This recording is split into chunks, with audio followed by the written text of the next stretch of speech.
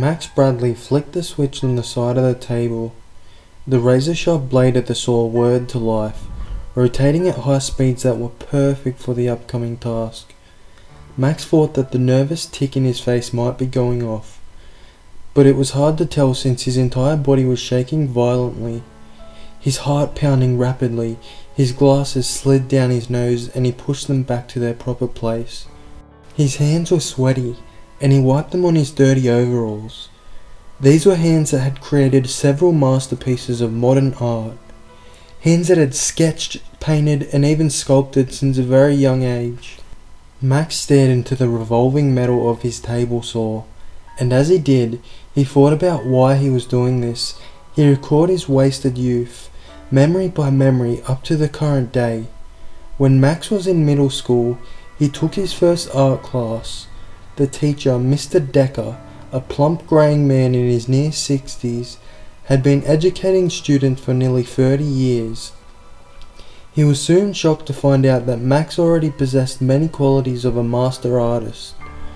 He was more than just better than the rest. This boy had true potential to be the defining pinnacle of future art. Of course, a conference was arranged with Max's parents, whose concern turned to delight as Mr. Decker described Max's talent. Max himself could still remember snatches of this conversation. The phrase, "never seen anything like it," as well as, "you ought to enroll him in advanced classes as soon as you can." Art was always something that had come to Max naturally. He simply knew many cardinal points right off the bat, such as using shadows to make an object on paper appear three-dimensional. Elaine Bradley, Max's mother, was a pigeon-breasted woman with the soft voice of an angel, whose prime ambition was always to impress her neighbours. Robert Bradley was a thin, unconfident man who was infamous among the local townsfolk for his bragging in an attempt to attract attention. It was the perfect mix. Max's parents could only encourage him, crooning endlessly on the magnificence of his works, which had expanded from school into their home. Art adorned their refrigerator and walls of their bedroom. Every time they had company, which was fairly often, the Bradleys would show them into their bedroom and boast of their son's talent. Max himself was always dressed nicely and waiting in the dining room. Eventually, when the Bradleys' guests had re-emerged with Elaine and Robert on either side, he too would tell Max of what talent he had, and how he was sure to do great things. Because of this, Max grew up with the mindset that he was going to be such a great artist. How could he not? Everyone who saw his work said that it was profoundly good for one of such young age. There was only one problem. Max didn't like art. Sure, Max loved receiving praise, but he found the act of creating pictures to be bluntly overrated and exceedingly boring. He never told anyone about this for fear of tarnishing his reputation. He only continued on with his craft. He began to build a massive mountain of inner lies that wasn't to be realized until several years later. Max's teenage years were spent in loneliness. He had no use for friends or consorting with girls. Both activities were a mere misuse of his time. He found his schoolwork to be pointless as well. How was learning anything other than art a means of bringing about his triumph? His parents encouraged this behaviour, agreeing with him at every turn. Neither Elaine or Robert had achieved good grades in high school, and for them, C's and D's were common ground.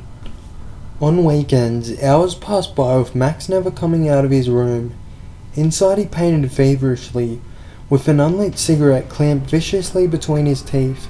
He only allowed himself to smoke once the painting he was working on was complete.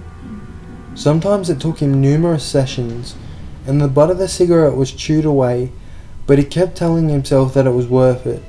The mountain of lies grew every time Max stamped out the burning light of a hand-rolled cancer stick.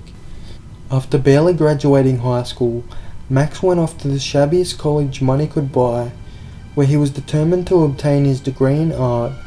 He surfaced from his dorm room victorious, and immediately began painting. His works were nothing short of a huge success. Every piece of work that he sold was compensated for in thousands of dollars. And yet Max wasn't happy. His life had become an endless parade of things he didn't enjoy. Sketchbooks, pencils, paper, canvas, and paintbrush. Every day he got up, ate, created art, and went back to sleep. He had a maid, Frances, who took care of his house and cleaning. The only thing he ever had to do was paint, sketch, and sculpt. He used trips to the supply and grocery store as an excuse to take the day off, making these outings far longer than they had to be, but there was the constant demand for his art, and eventually he would always find himself back in the same place, the garage which he had converted into his workplace. He couldn't stop. He was pressured by everyone he had ever known. Max's agent was always there, like a leech that has attached itself to a particularly tasty victim. He never let up in his constant attempts to force Max to work harder, faster, and better. But that wasn't the worst of it. Max's mother and father, who both visited every chance they got, and left with their pockets bulging, were still crooning over his work in their old age. Max loved his parents. Truly he did. But he also hated them. They hadn't changed one bit over the years. Sure, Elaine's skin had gone from unblemished to withered, and Robert's hair from dark blonde to stark white, but their attitudes were constant. In the nursing home where the Bradleys were housed, they prattled on to the neighbours at lunchtime, telling of their artist son who was quietly making millions in his mountainside home in Boone. Then they would ask what their grandsons and granddaughters were doing with their lives, only for the pleasure of watching these said neighbours squirm. Max closed his eyes and then opened them again. Looking into the blade of the saw, there was a way to end the parade of misery his life had become. But it wasn't going to be easy. Rather, it would be painful, and it would be the cause of many shed tears. But it was a way out, an escape route that was desperately required. There was no other option. This offered the possibility of never having to paint another picture, and at the same time ensured his parents couldn't be disappointed in him. He stuck his hand out tentatively, like a man attempting to catch a live tiger snake. Still, he had his doubts. "Don't worry," he reminded himself. "You mentioned to Frances that you were going to be doing some woodwork.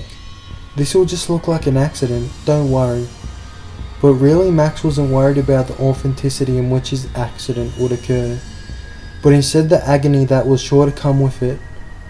"Don't think about it," Max said aloud, talking to himself. "Don't think, Max. Don't think, just do." With that, he stared down at the saw one more time. Then he closed his eyes and thrust both hands onto the blade as hard as he could. The teeth of the cutting edge began to gnaw through Max's flesh and fingers. The sound of the motor changed a little, going from a constant hum to a grating whine as bone was encountered. Blood began to spray in all directions, and Max stood there, eyes shut tight, with tears of anguish creeping out through his crevices. The sensation of overwhelming torment was almost unbearable, and yet Max remained steadfast, even as a cloud of his own blood began to darken his already red and puffy face. He was determined to finish this once and for all. "Don't scream," Max Brain was yelling at him. "Whatever you do, don't scream just yet. The job isn't done." Then there was a release as the saw completed its grisly work. Max stumbled backwards with his knees about to collapse from weakness, looking at his new hands that would never paint, draw, or sculpt again. 6 of his 10 digits had been removed, the middle 3 on his left hand and the last 3 on his right. In their place there was now 6 jetting stumps. All of them were straining desperately in every direction, as if trying to move their lost fingers, which lay on the table several feet away. It was an accident, a horrible accident, that would render his hands almost completely useless. At least that was what Max's parents and agent would hear. Now his mind seemed to say, "Now you can scream." And scream he did. Max screamed so loudly he thought he must have woken up the entire neighbourhood, and he was perfectly okay with that. He wanted the world to know of his suffering. It wasn't long before he heard pattering of footsteps from Frances the maid, coming down to help him over his clamour.